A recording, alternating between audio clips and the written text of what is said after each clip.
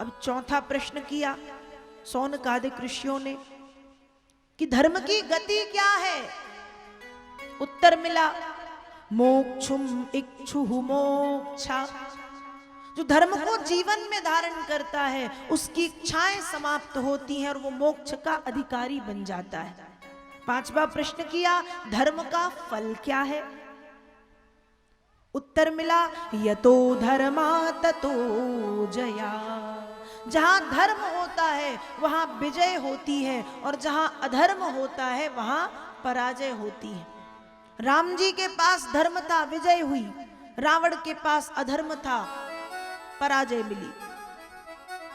शिशुपाल के पास अधर्म था, हार गया। कृष्ण के पास धर्म था, जीत गए। पांडवों के पास धर्म था, जीते। कौरवों के पास अधर्म था, हार गए। तो यतो धर्मा ततो जया। जहां धर्म है वहां विजय है और जहां अधर्म है वहां पराजय है। ये धर्म का फल है।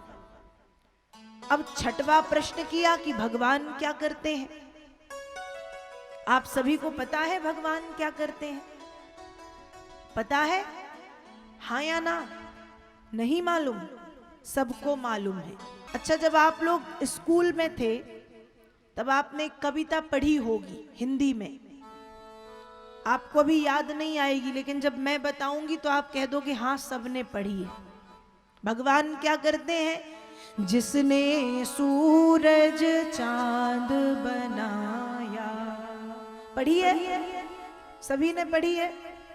जिसने चिड़ियों को चहकाया, जिसने फूलों को महकाया, जिसने सारा जगत बनाया, हम उस ईश्वर के गुण गाएं, उसे प्रेम से शीश झुकाएं। तो भगवान क्या करते हैं? विश्वोत्पत्त्यादि हेतवे। इस विश्व को बनाने वाले भी वही हैं, इस विश्व की रक्षा करने वाले भी वही हैं, और समय आने पर इस विश्व का संहार भी करने वाले वही हैं और कोई नहीं। तो भगवान ये करते हैं। एक बार की बात है, एक कोई राजा था। उस राजा ने अपने सभा में सभी से प्रश्न किया कि भगवान क्या करते हैं। और जब सभी से प्रश्न किया कि भगवान क्या करते हैं, तो बड़े बड़े मंत्री, बड़े बड़े विद्वान, बड़े बड़े मूर्धन्य प्रकांड पंडित इस प्रश्न का उत्तर नहीं दे पाए।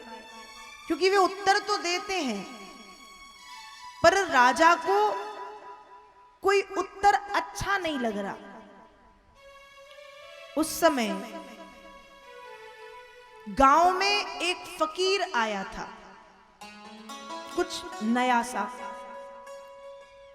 फकीर ने लोगों से पूछा कि क्या राजा ने कुछ प्रश्न किया है? हाँ किया है। क्या किया है? कहा भगवान क्या करते हैं। फकीर ने कहा बस यही प्रश्न है। हाँ यही प्रश्न है। आपको उत्तर मालूम है? फकीर ने कहा बिल्कुल मालूम है, बहुत अच्छे तरह से मैं उत्तर जानता हूं। लोगों ने कहा तो बताओ भगवान क्या करते हैं। फकीर ने कहा कि मैं नहीं बता सकता। यदि तुम चाहते हो कि मैं बताऊं तो एक काम करो, मुझे लेके चलो राजा के पास। फकीर को राजा के पास ले गए। और अब जब फकीर को राजा के पास ले गए तो राजा ने पूछा बताओ भगवान क्या करते हैं, बताओ भगवान क्या करते हैं। पहले तो फकीर ने राजा से कहा एक काम करिए, सबसे पहले आप ये बताओ कि प्रश्न पूछने वाला कौन। कहा प्रश्न पूछने वाला गुरु, उस प्रश्न का उत्तर देने वाला, मतलब प्रश्न पूछने वाला शिष्य और प्रश्न का उत्तर देने वाला गुरु। तो गुरु कहां बैठता है? कहा गुरु सिंहासन पर, उच्च आसन पर, शिष्य कहां बैठता है? शिष्य पृथ्वी पर। तो इस समय गुरु कौन? राजा ने कहा आप। शिष्य कौन? मैं। तो किसे कहां बैठना चाहिए? राजा अपने आप नीचे आया, घुटने टेके, हाथ जोड़ के बैठ गया। फकीर सिंहासन पर जाके बैठा। कहा ठीक है, अब पूछो। फकीर ने प्रश्न किया, भगवान क्या करते हैं? फकीर ने प्रश्न किया, राजा ने प्रश्न किया, भगवान क्या करते हैं? फकीर ने कहा अब तक नहीं समझे। कहा आपने बताया कहां, उत्तर दिया कहां आपने? कहा बस यही करते हैं। क्या करते हैं? यही करते हैं।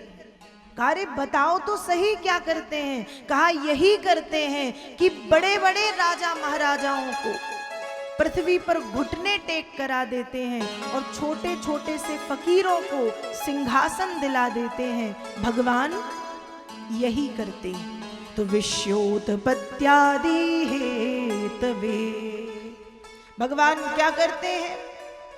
विश्व की उत्पत्ति, विश्व के रचनाकार, विश्व के सृजनकर्ता, विश्व को बनाने वाले, समय आने पर विश्व की रक्षा और संहार के भी हेतु वही हैं। इस तरह से श्री सूत जी महाराज से सौनकादिक ऋषियों ने 6 प्रश्न किए हैं और उन 6 प्रश्नों के उत्तर बहुत सरलता से सूत जी महाराज ने दिए। तो अब एक बार जय श्री कृष्ण तो बोलना ही पड़ेगा। बोलिए श्री वृंदावन बिहारी लाल की जय, हनुमान जी महाराज की जय। आइए कुछ क्षण के लिए भगवान के पावन नाम का संकीर्तन करें। भाव से सभी गाएंगे ताली बजाते हुए।